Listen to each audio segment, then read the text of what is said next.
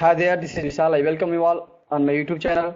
So in previous video, we have seen how to combine two simple sentences into one complex sentence using noun clause.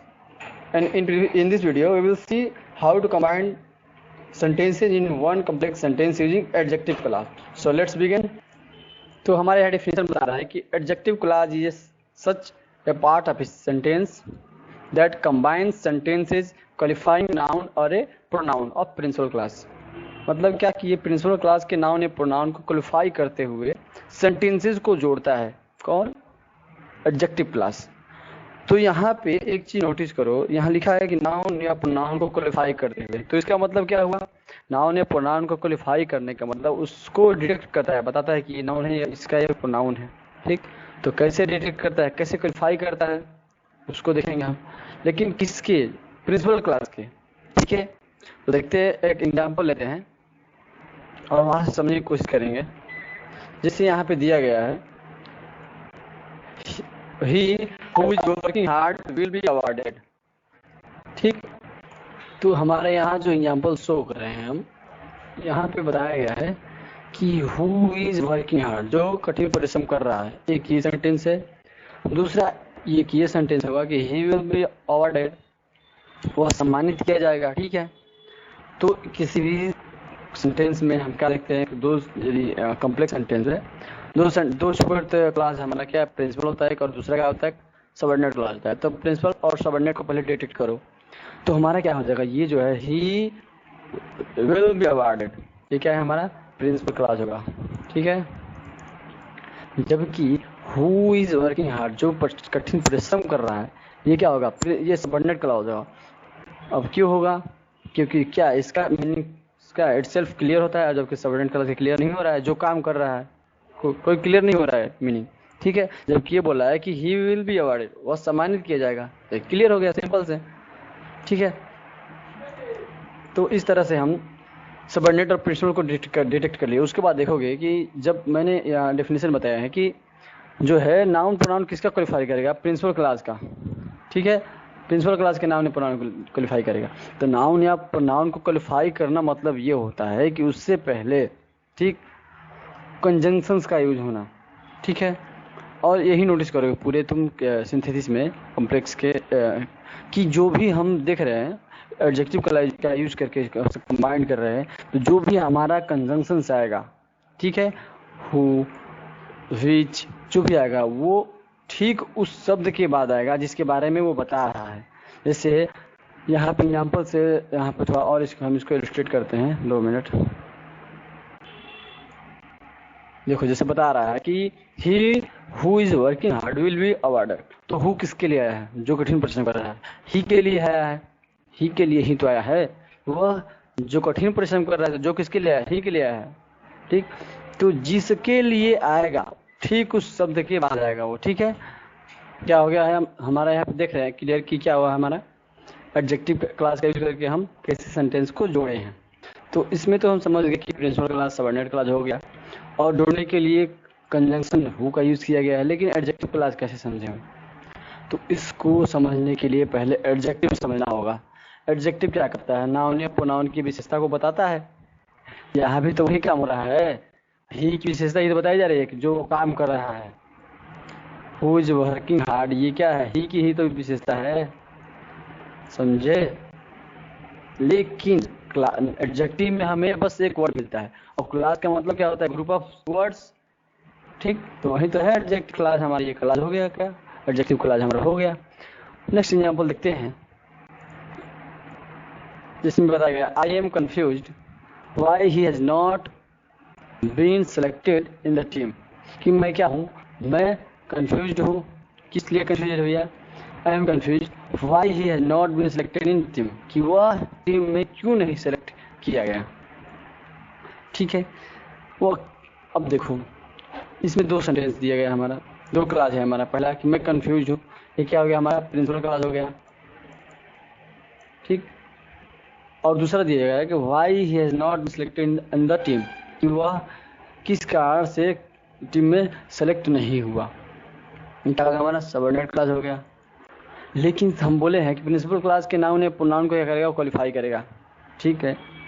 तो इसमें भी हमें क्या मिल रहा है, देखोगे एक चीज तुम, प्रिंसिपल क्लास हमारा ये है, ठीक, और why he has not been collected in team, ये क्या है हमारा सबऑर्डिनेट क्लास है, ठीक।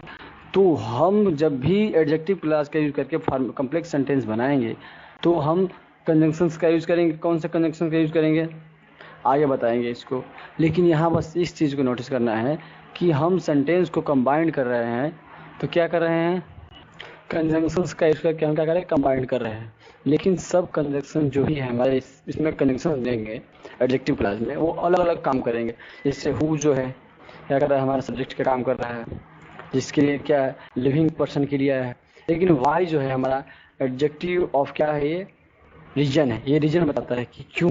जब आई की बात क्यों की तो हम वहाँ क्या बताएंगे, हम एडजेक्टिव ऑफ रीजन वाई का यूज करेंगे, ठीक है। तो यही क्या क्या गया हमारा रीजन बताने के लिए हम क्या करते हैं, हम वाई का यूज करते हैं, ठीक। आगे चलेंगे तो और बताएंगे हम कि कैसे कैसे जो कंजंक्शंस हमारे आते हैं, ठीक। तो आगे देखते हैं, बोल रहा है हमारा कि from your examples it is clear that to form adjective clause, ठीक, एडजेक्टिव क्लास बनाने के लिए जो भी है हमारा, it requires relative pronoun and relative adverb, hence it is also known as relative clause. तो एडजेक्टिव क्लास को क्या है, हम कह सकते हैं रिलेटिव क्लास भी कह सकते हैं, ठीक है। क्योंकि इसको फॉर्म करने के लिए एडजेक्टिव क्लास को हमें रिलेटिव प्रोनाउन, ठीक है, और रिलेटिव एडवर्ब का यूज कर रहे हैं या किया जाता है। जैसे ये क्या है हमारा रिलेटिव, क्या है, प्रोनाउन ही तो है हु, ठीक है, और वाई क्या है, रिलेटिव एडवर्ब है हमारा, एडवर्ब ऑफ माइनर बताता है, एडवर्ब ऑफ रीजन बताता है, सॉरी। तो ये क्या हो गया हमारा, एडजेक्टिव हो गया, प्रोनाउन हो गया, रिलेटिव प्रोनाउन, और रिलेटिव एडवर्ब वाई हो गया। तो यहीं से हम इसी बता रहा है कि यहाँ से हम देख सकते हैं कि हमें बनाने के लिए एडजेक्टिव क्लास रिलेटिव प्रोनाउन और रिलेटिव एडवर्ब की आवश्यकता होती है। इसीलिए रिलेटिव क्लास भी हम रिलेटिव एडजेक्टिव क्लास को रिलेटिव क्लास भी कह सकते हैं, ठीक है। अब यहाँ देखेंगे कि रिलेटिव जो है क्लास प्रोनाउन जो भी है कीवर्ड यहाँ आए हैं, इसको थोड़ा हम देखेंगे ध्यान से। पहला हमारा रिलेटिव प्रोनाउन, इसको भी पढ़ेंगे। उसके बाद बताया है कि रिलेटिव और एडवर्ब, तो इन दोनों को थोड़ा जान लेते हैं। रिलेटिव प्रोनाउन क्या होता है, ये रिलेटिव प्रोनाउन जो होता है हमारा संबंध बताने का कार्य करता है सेंटेंस में रिलेशन को बताकर कंबाइन करता है सेंटेंस को। जैसे इसमें क्या क्या है रिलेटिव प्रोनाउन में, बस उतना जानेंगे, डिटेल नहीं जाएंगे, क्योंकि प्रोनाउन जब पढ़ाया जाएगा, आपको चल रहा है उसका सीरीज, पार्ट्स ऑफ स्पीच का सीरीज चल रहा है, तो प्रोनाउन पढ़ाएंगे हम, तो वहाँ इसको डिटेल में बताएंगे, ठीक है। बस हम इतना जानते हैं कि इसमें कौन कौन से आते हैं, ठीक है। पहले आता है हु, इसका क्या मतलब होता है, जिसने या जो, ये लिविंग के लिए यूज किया जाता है। हुम का मतलब जिसको होता है, ये भी लिविंग के लिए यूज करेंगे हम। हुज मतलब जिसका होता है, ठीक है, ये लिविंग और नॉन लिविंग दोनों के लिए आता है, ठीक है। और विच मतलब होता है जो, मतलब ऑफन फॉर नॉन थिंग, मतलब कि हमेशा मैक्सिमम टाइम ये देखोगे तो नॉन लिविंग के लिए यूज किया जाता है, ठीक है। उस तरह रिलेटिव एडवर्ब आता है हमारा। रिलेटिव एडवर्ब जो है ये क्या, इसमें क्या क्या आते हैं, वेन आता है, ठीक। और वेन क्या बताता है, एडवर्ब ऑफ टाइम है हमारा। जब एडवर्ब पढ़े होगे वहाँ से भी तुम क्लियर हो जाओगे, ठीक है। एडवर्ब में बताया गया, एडवर्ब ऑफ टाइम होता है, एडवर्ब ऑफ रीजन होता है, एडवर्ब ऑफ प्लेस होता है, एडवर्ब ऑफ माइनर होता है। तो हमारा क्या है, एडवर्ब ऑफ टाइम होता है ये जब वेन। वाई मतलब होता है जिस वजह से। ये क्या है, एडवर्ब ऑफ रीजन है हमारा। ये क्या है हमारा, वेयर, एडवर्ब ऑफ प्लेस है हमारा।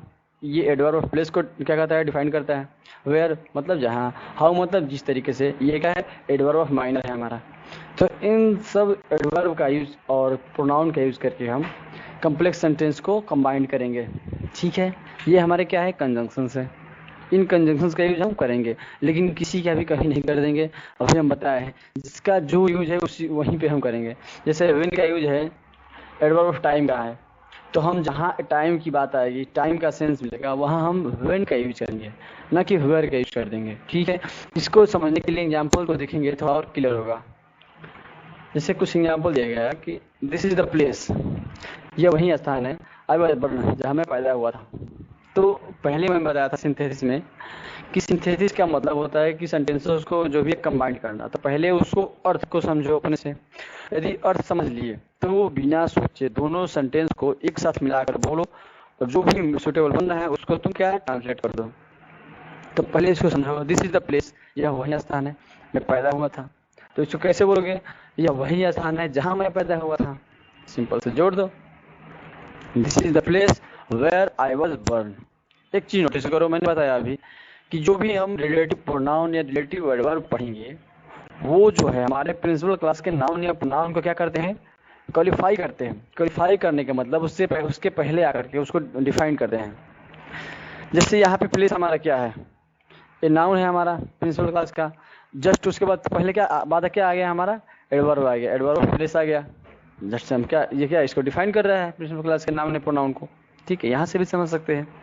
ठीक, मतलब क्या हुआ कि आप जब सेंटेंस को कंबाइन करोगे तो एक नोटिस करनी चीज होती है कि नाउन या प्रोनाउन के बाद ही जो है हमारा प्रोनाउन या नाउन के बाद हमारा क्या आता है, झट से क्या आ जाएगा हमारा, क्या कहते हैं इसको, कंजंक्शन बोल सकते हैं, कंजंक्शन आ जाएगा। ठीक है, कंजंक्शन का यूज करेंगे नाउन या प्रोनाउन के बाद। ठीक, जैसे ये हमारा कंजंक्शन ही है, कंजंक्शन का काम कर रहा है। ठीक है, क्योंकि सेंटेंस को कंबाइन कर रहा है। और इसको डिटेल में वेयर क्या कर सकते हैं, क्या हमारा एडवर्ब प्लेस है। ठीक, और आगे देखते हैं, you put the keys somewhere, तुमने जो है कीज को कहीं रख दिया है। शो मी द प्लेस, मुझे वो जगह दिखाओ। ठीक, शो मी द प्लेस, मुझे वो जगह दिखाओ। तो इसको कैसे कंबाइन करोगे कि मुझे उस जगह को दिखाओ जहां तुम की को क्या हो रखे हो। ठीक है, तो इसको कंबाइन करके लिख दो अब, show me the place where you put the keys, मुझे वो स्थान दिखाओ जहाँ तुम अपने की को रखे हो जो है। तो देखोगे यहीं पे जो भी कनेक्शन आ रहा है ये किसके लिए, जिसके लिए आ रहा है उसके पहले आएगा। ये प्लेस के लिए आया है ना, जस्ट प्लेस के बाद आएगा। ठीक है, ठीक, जो भी आएगा कंजंक्शन जिसके लिए आएगा, जैसे कि राम है तो राम के लिए कंजंक्शन हु आएगा तो राम के बाद ही होगा। जैसे प्लेस के लिए कंजंक्शन वेयर आया है, एडवर्ब ऑफ प्लेस होता है वेयर, तो जस्ट उसके बाद ही आएगा प्लेस के। जैसे यहाँ प्लेस आया है, this is the place where I was, तो प्लेस किसके लिए है, वेयर जो है किसके लिए है, प्लेस के लिए है, तो इसके बाद आता है। ठीक, तो बस इसका एग्जाम्पल के थ्रू जितना एग्जाम्पल करेंगे तभी ये क्लियर हो पाएगा। ठीक, इसका थ्योरी पढ़ करके उतना क्लियर नहीं हो पाएंगे जितना हम एग्जाम्पल को समझेंगे। और एक यहाँ पे एग्जाम्पल देख लेते हैं, बस ये नोटिस करो जो कंजंक्शन आएगा जिसके लिए आ रहा है उसके बाद ही कंजंक्शन आएगा। जैसे कि राम हु टीच यू। ठीक, राम जो तुम्हें पढ़ाता है, तो जो हु आया है किसके लिए आया है, राम के लिए आया है।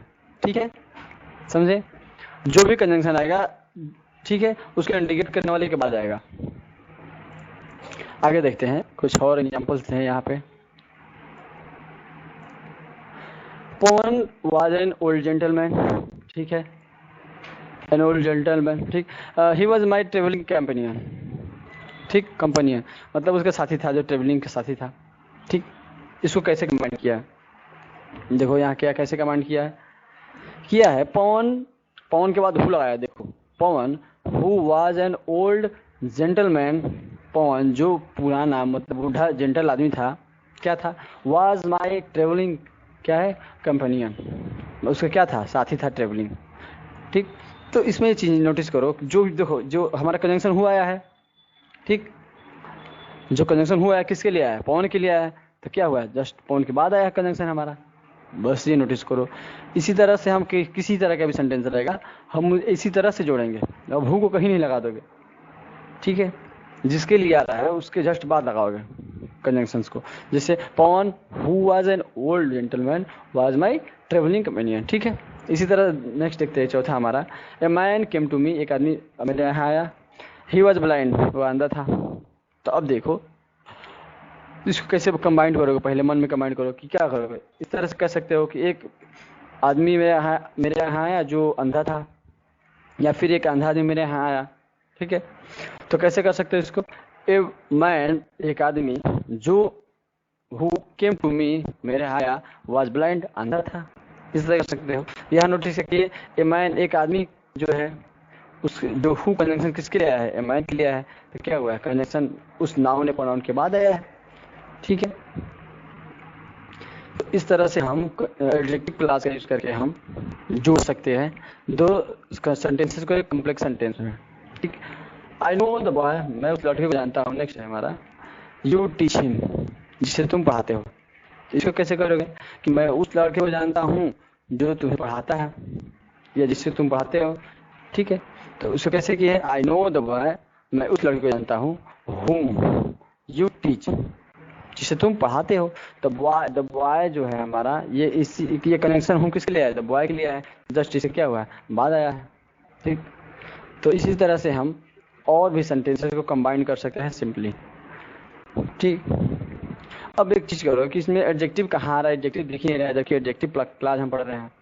एडजेक्टिव सारे सेंटेंसेस में आपको देखने को मिला है, लेकिन आप नोटिस नहीं किए। जैसे यहाँ पे दिखा है this is the place where I was born, जो हमारा दिस इज द प्लेस है, यह वही स्थान है वेयर आई वाज बर्न। ठीक, तो प्लेस की विशेषता ही तो है कि जहां मैं पैदा हुआ था। ठीक, जो प्लेस की विशेषता क्या है, हमारा जहां पैदा हुआ था। उसी तरह show me the place where you put the key. ठीक, शो मी द प्लेस, जहां तुम की को रखे हो, तो उस प्लेस की विशेषता ही बता रही है कि कैसे भी जगह को नहीं, बस उसी जगह को दिखाओ जहां पे तुम की को रखे हो। ठीक, तो ये क्या है हमारा, ये जो सेंटेंस है हमारा, ये क्या है, एडजेक्टिव क्लॉज है। ठीक, उसी तरह आगे भी sentence, man come to me was blind. ठीक है, who came to me was blind, जो मेरे आया क्या था, अंधा था। तो उस आदमी की स्पेशलिटीज है क्यों, क्या था, अंधा था। ठीक है, तो इस तरह से हमारा जो है एडजेक्टिव क्लास का यूज करके दो सेंटेंसेस को जोड़ने वाला जो है हमारा टॉपिक, ये क्या है हमारा खत्म हो गया। आगे देखेंगे कि एडवर्ब क्लास का यूज करके हम कैसे सेंटेंसेस को कंबाइन करते हैं। ठीक है, मिलते हैं तब अगले वीडियो में।